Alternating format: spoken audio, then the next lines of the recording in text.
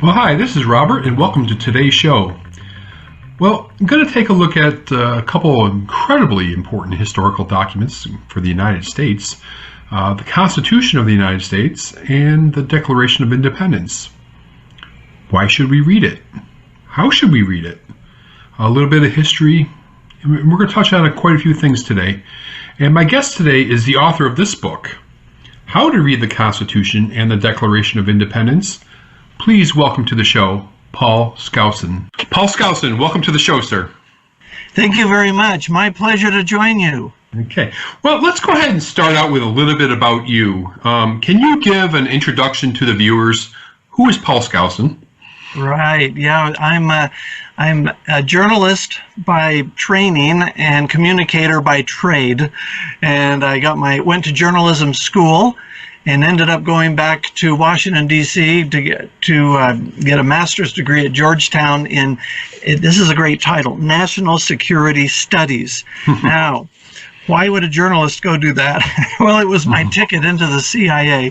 So I went and worked there and then spent a couple of years at the Reagan White House in the Situation Room as an intelligence officer. And the Iran-Contra affair, some of us remember what that is. Sure, well, I'm old enough. That cost me my job. Oh. So I went back to CIA and stayed another year, then came back here to my home state of Utah.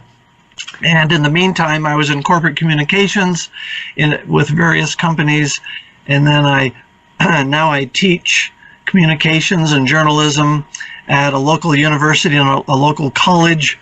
And in the meantime, I enjoy writing, so I put together some messages. My father was a prolific writer and defender of the Constitution and liberty and freedom, and he passed away in 2006, and I've been trying to help him finish out those works he left us. So that's what my labors there have been.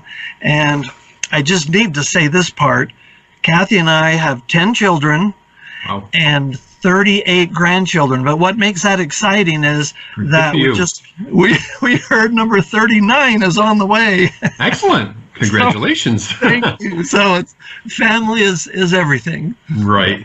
And speaking of family, your last name is Skousen. I'm sure some watchers will recognize that name. Can you talk about some of the famous people in your family other than yourself? Oh, there's famous and then there's infamous. Right? Okay.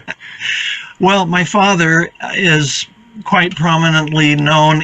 He wrote a book called The Naked Communist, and that became a bestseller, sold over 1 million copies back in the early 1960s. It became the Bible for understanding the crooked philosophy of Marxism and communism and how it worked.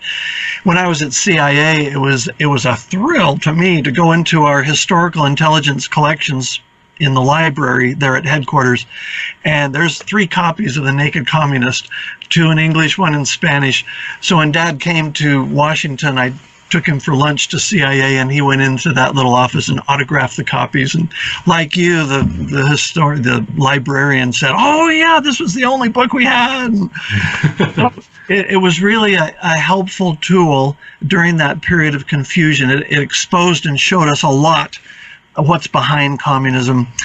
But that was my father, and then he was in the FBI. He was an agent for a while. He served for J. Edgar Hoover in headquarters, FBI headquarters, as one of the communications directors.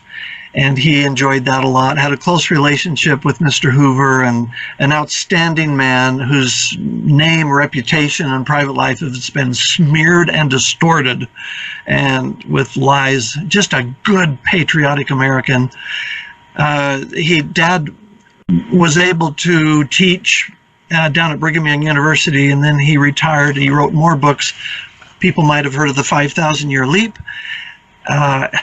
Let's see, another one, a companion book called The Making of America. And these books talk about basic principles of what is liberty. When people ask that question, he describes that in those books. Mm-hmm. So that's my father. And this is actually his office we're in right now. Oh, great. He wrote a lot of those books. Well, okay. Well, let's go to your book real quick. Here it is right here. How to Read the Constitution and the Declaration of Independence. Paul, why did you write this book? You know, I never expected to, but every semester I quiz my students just because they seem to become less and less informed with the passage of time, each new batch. Yeah. I always ask, who in here, by show of hands, has read the Old Testament, the New Testament, the Quran? We have a lot of Muslims that come into our classes.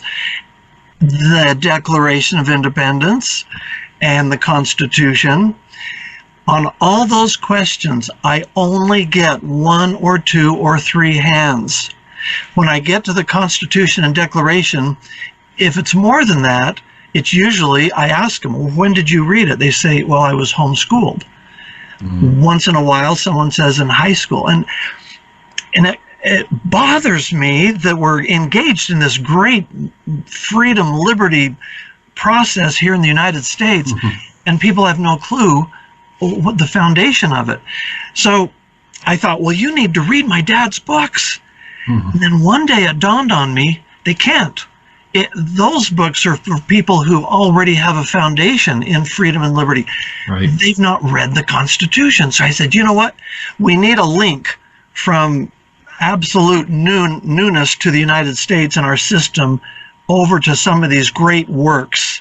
And that link, let's just read the document. That's all. Is it that complicated? No. So here, I'll hold your hand and we'll walk through it. That's why I wrote it. Yeah, and you write in the book that that everybody should read it once or twice a year. Yeah. The 2 documents. How come? Well, it's interesting.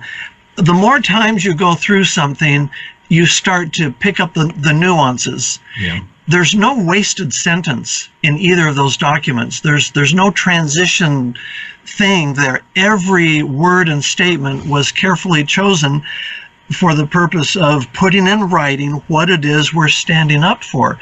That rule applies with anything. I use it with something my dad said.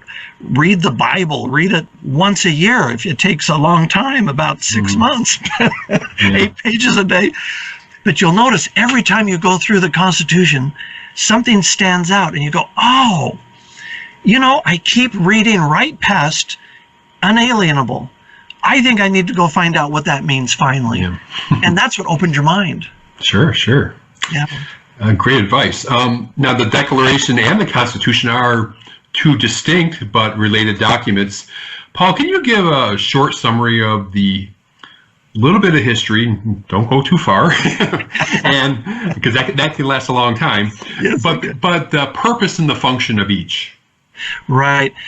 Essentially, the Declaration was a formal indictment, a formal accusation against the King George III, and his ministers in Parliament. These are where our rights have been violated. We are subjects of the British monarchy here, the British system.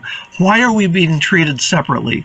So it was really an indictment against the king. These are all the violations, and we're not going to put up with them. And therefore, we hereby choose to separate ourselves. So what Thomas Jefferson did so beautifully is he took these eternal, timeless principles of human rights, and he lists those. This is what every human gets, whether it's written in law or not. These are natural born rights from nature or of nature's God, he said. And these are being violated. So that came about after about 12 or 13 years of continuous nonstop abuse of the colonists. The 7 Years' War had ended, and Britain was in debt, and they needed to pay it back. They're going to tax the colonists, and the colonists are saying, hey, you know what?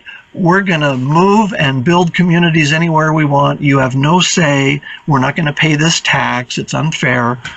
And that started a big mess. And I believe today, is not today the 244th year since that first skirmish in Concord and Lexington, the shot heard around the world. I think it's April 19th, 1775.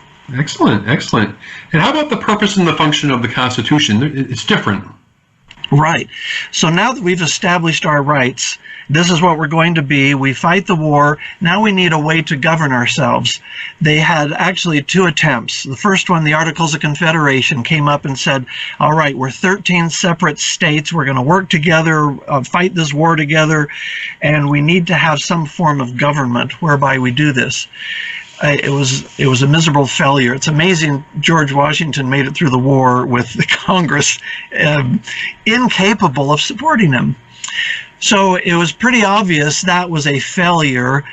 So towards after the war ended, delegates got together and said, our country is paralyzed. We need 100% on every single vote to get anything done, and that's not working. We can't tax each other because someone's going to object. How do we grow? So they sat down and invented something that had not been done before. And what's so beautiful and unique about our Constitution is that pretty much everything in it was already there somewhere in different forms, different philosophers, ancient and current day. But these great thinkers brought it all together to create a balance between human nature and political power. And that structure, that took them about 4 months, that structure formed into our United States Constitution. It's ingenious, it's elegant, it's beautiful, and it's really tough to say people can improve on it. It's only been improved upon 27 times, and 10 of those, well, several of those, half of the later amendments were bad for the Constitution. But best form of government that's yet been put in the earth. Now, you mentioned King George III. For the viewers who may not be familiar, can you give a little bit about King George III? Right. He's interesting person. He actually took the throne when he was just 22 years old. Britain was just coming out of its 7 Years' War, French-Indian War. He had to follow the advice of the ministers and whatnot. Just a young man at that time. And as he tried to rule over there in England and do what he hoped was goodness, the ministers and the parliament, they had other things in mind. And so they were the primary engine of pushing these coercive things on the colonists over in America. But he was a father. He had 15 children. So, yeah. Try to catch up to him. Try to catch up. Yeah, he did a good job there. But he was interested in the sciences and nature, and he had a real inquisitive mind. He was more of a creative type, and his interests seemed to be elsewhere. As far as being a good monarch, he needed a lot of help from the others. He actually had a mental breakdown after the war for independence ended, and for a while there, they gave a name for what he might have had, but it might have been a genetic mental illness issue. But he died, about 20 years after this war. But seems to be not as deep thinking or as strategically thinking as his ministers were. So he put his full monarchy authority behind their decisions and choices. And they were not always that smart. What it ended up, they got the colonists to fight back. That's what. So back then, would the founders have considered King George a tyrant at that time? Yes, probably a tyrant, but I think they were more angry with his ministers. The Declaration of Independence it indicts King George III himself. But really, the oppressive ideas, the Stamp Act and the Sugar Act and the Townshend Acts and all those came out of his ministers in Parliament. So while they attacked him directly, it was really the whole government that was conspiring. Yeah. In the book, you talk about something I haven't heard of before. It's called the 7 Pillars of Tyranny. Love to hear more about that. Right. Yeah. It's interesting. I did another book called The Naked Socialist. That was one that my father didn't get to. He had planned on it. But if you go back and look through history, 6,000 years of human history, as far back as we can go, there are certain common elements present in every dictatorship or tyrannical government. 7 basics, and that's what those are that I list in the book there. And the first is an all-powerful ruler. That person can come in with a military, or like King George III, he can inherit it, and that need not be just one person. That ruler can be a group of people that are in charge. That's the first common element of tyranny, is that all-powerful, yields to no law, doesn't need to listen to the people. And then a funny thing happens. Once that power exists at the top, society becomes divided into a caste system. So you have at the top the ruler, and then you have the ruler's supporters, and they get all the perks and the land grants and the tax breaks and everything, the ownership. And then come the enforcers. Those are the people that want to be in the king's favor, or the tyrants. And then the bottom is you and me, the workers. Yeah. We do the labor, okay? That's the second pillar.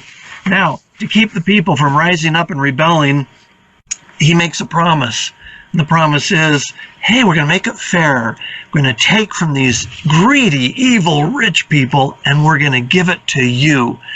So they talk about leveling. That's what the founding fathers called it, these ideas of leveling that never work. Yet that's what socialists do. In today's environment here in the United States, look at all the politicians, in particular the Democrats that are all announcing, they all have something they're going to give us, right?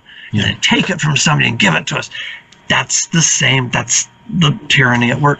Well, to be able to give like that, you need to then regulate the economy. And so that's the next one. Regulation, set the prices, control who can do what, put all kinds of constraints around an economy so you can fulfill your promise. And that always is suicidal to a nation's economy. So after we have regulations, they impose all this by force. That's another common element. The people have no say in it, and they impose that. And I just draw your watchers and listeners' attention to the fact that communism was, what are we up to, 160 million? The number varies, but 160 million dead to impose communism. How many people died to put our Constitution into, ratify it and make it law? 0. We didn't force that on anybody. That's what freedom and self-government is. So tyranny, that's another pillar, is force. And then the next one is the control of information. Here in the United States, the information is largely controlled by a corrupt media. We all know it.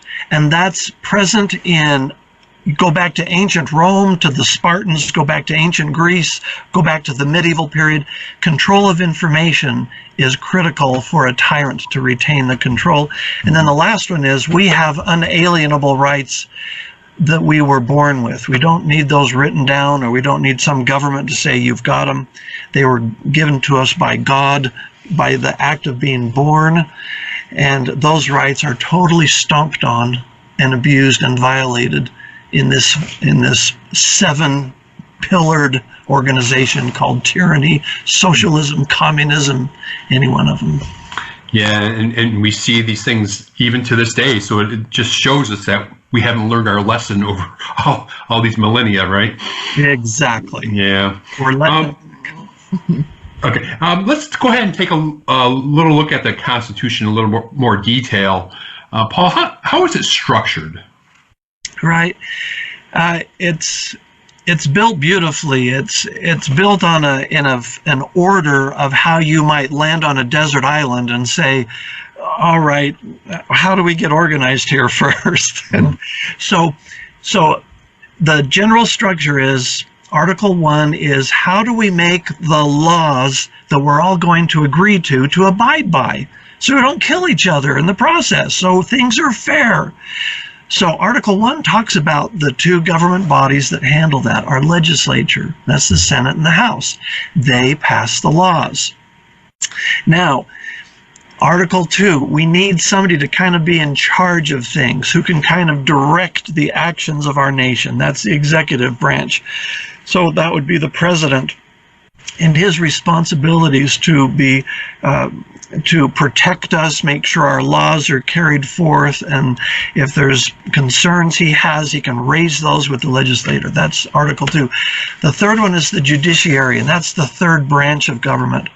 That branch is supposed to look at the disputes that might arise and deal with those as best they can, based on the rules in the Constitution. So that's the first three that talk about the formation of our federal branch.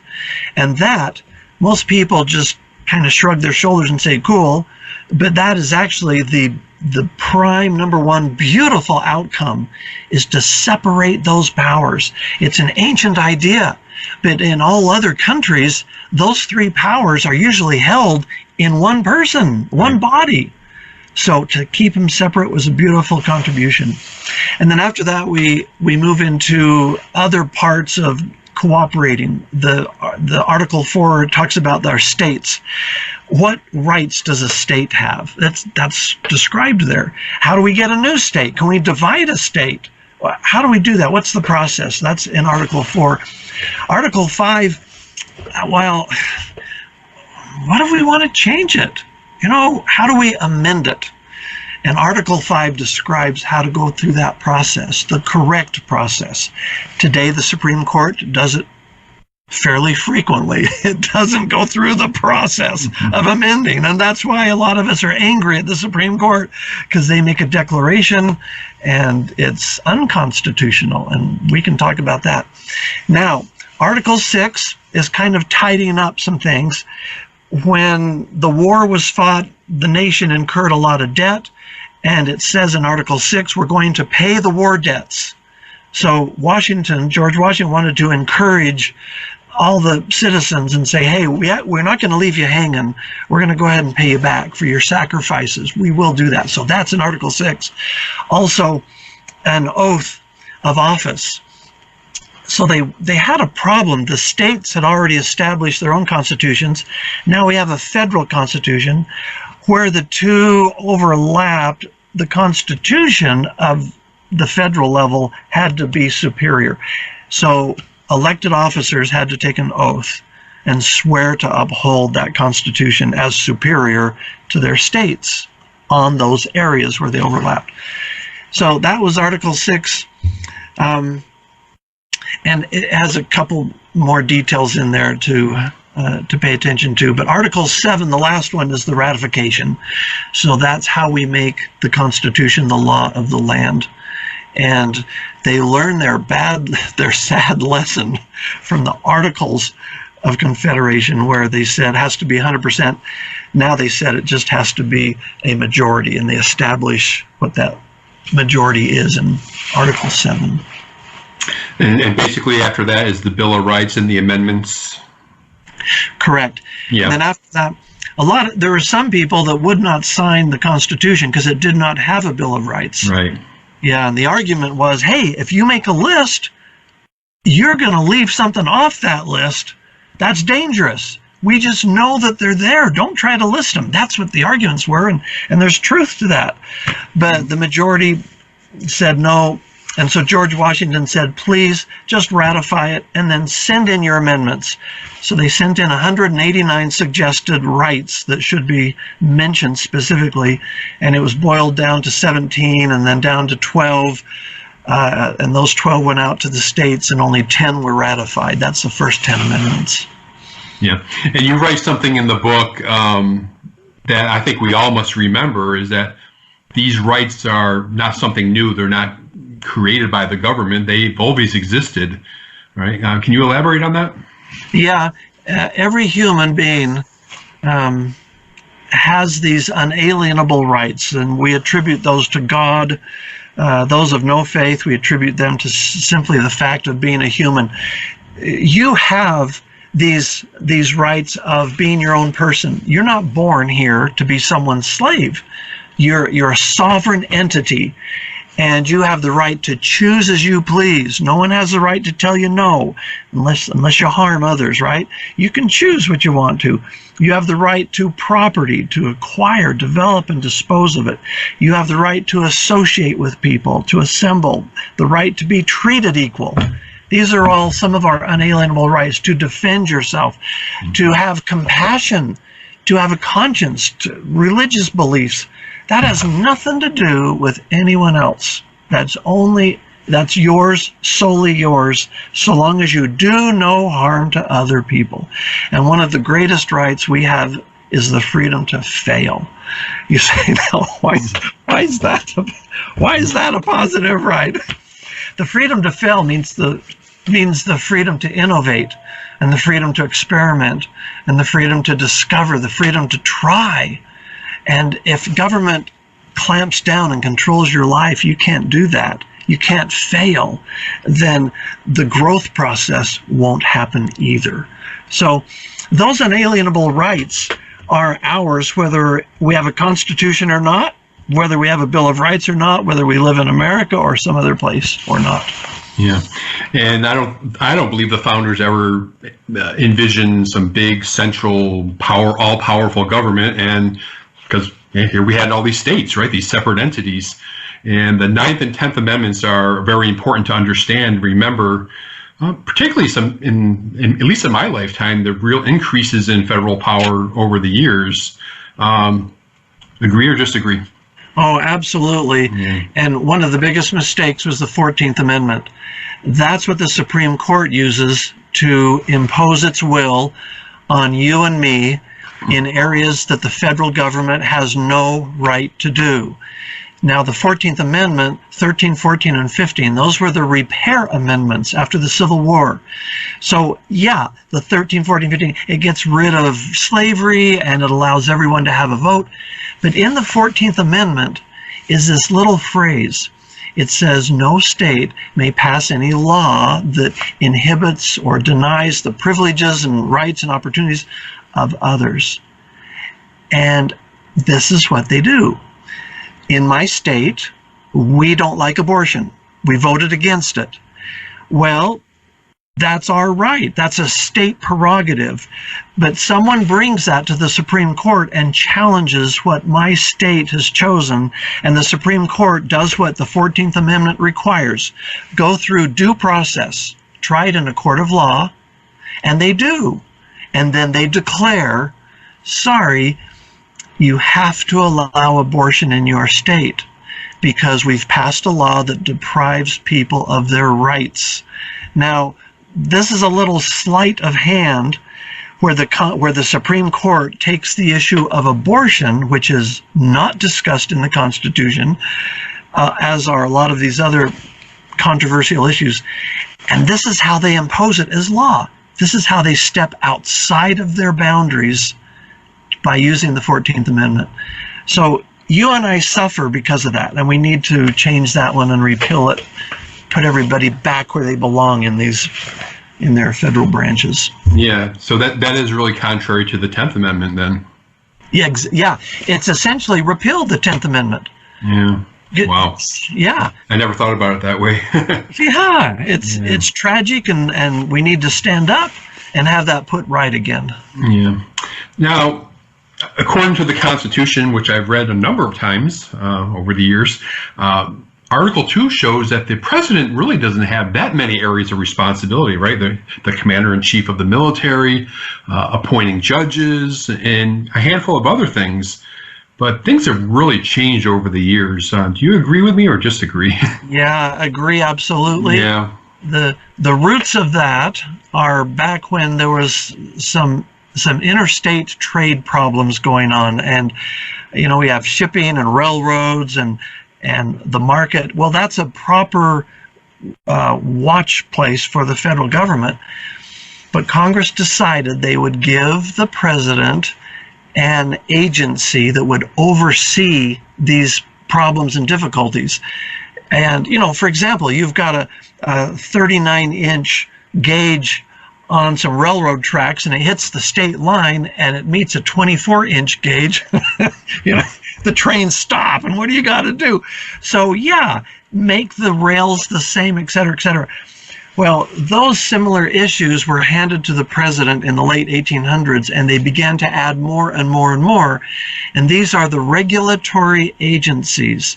And I've checked into it. No one knows the exact number. It's like 400 or more. We know the main ones like OSHA and the FCC and regulate, right, et cetera, et cetera. So we know those. But those have all been given the power to make law. Now you look in Article 1, and it says right there, Congress is the sole body responsible for making laws.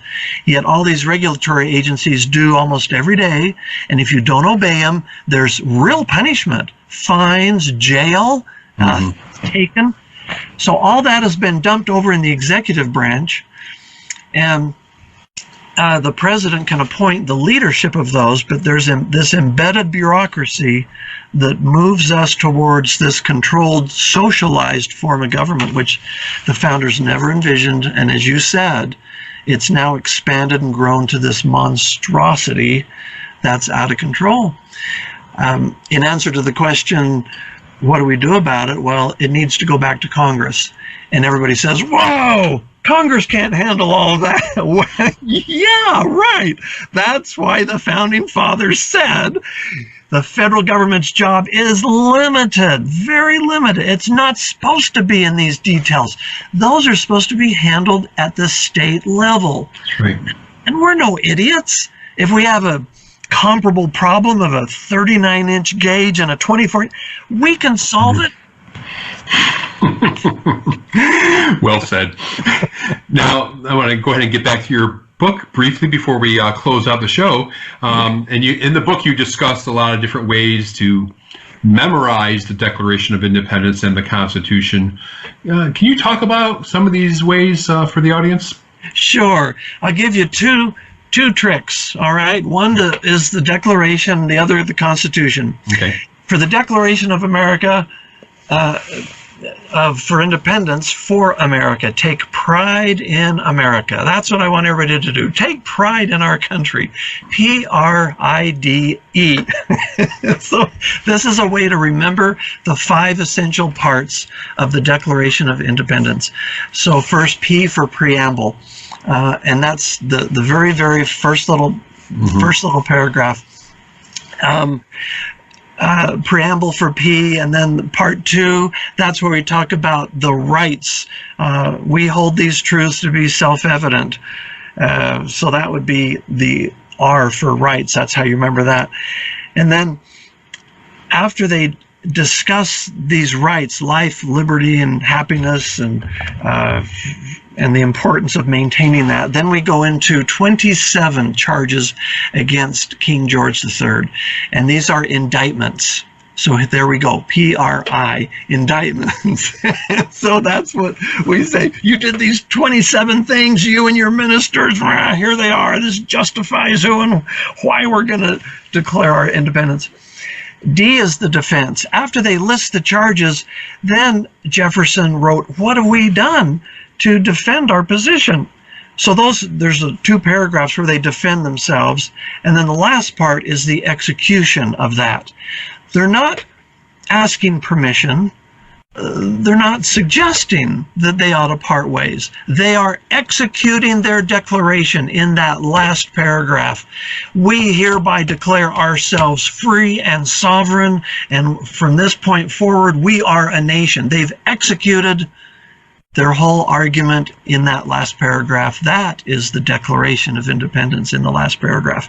P-R-I-D-E. So you can remember that one.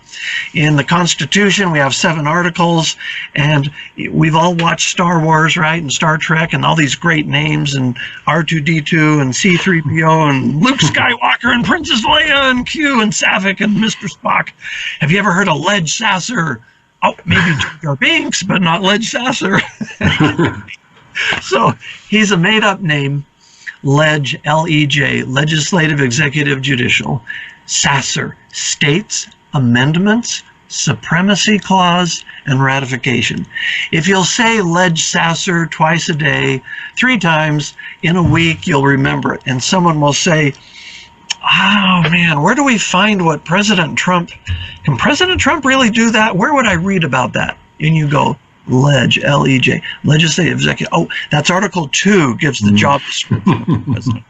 So there's your two ways, Pride in America and Ledge Sasser. Very clever, very clever. And for the audience, you can find that in the book, and I will link to the book when I publish this show. Paul Skousen, any final thoughts on the documents we talked about, your book, or any other related topic? Well, it falls to you and me to perpetuate this freedom formula. We did not inherit it. We stepped into it. It was a gift handed to us. The leaders that we elect into office, it is their responsibility. They are the lifeblood of our Constitution. We as a nation tend to follow our leadership. It's so critical that those who go in understand the limitations that we placed upon them.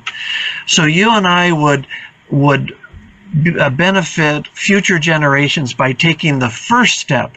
Just read it and read it again and then again and start to understand. And that introduction will connect us to the great books that elaborate on it and show why political power must be held restrained or we will lose our liberty. And people say we're immune to it. We are not. The rising generation has no idea how much we've already lost, and we will continue unless people will take responsibility, and that's what you're doing with your program. I'm grateful for what you're doing. Through the small and simple efforts we can each make, great things can be brought to pass. Let's not be asleep at that switch. Well said, well said. Well, I want to thank you, Paul Skousen, for joining me today and to talk about this really, really important topic. Thank you, sir. Okay, thank you. I so appreciate it.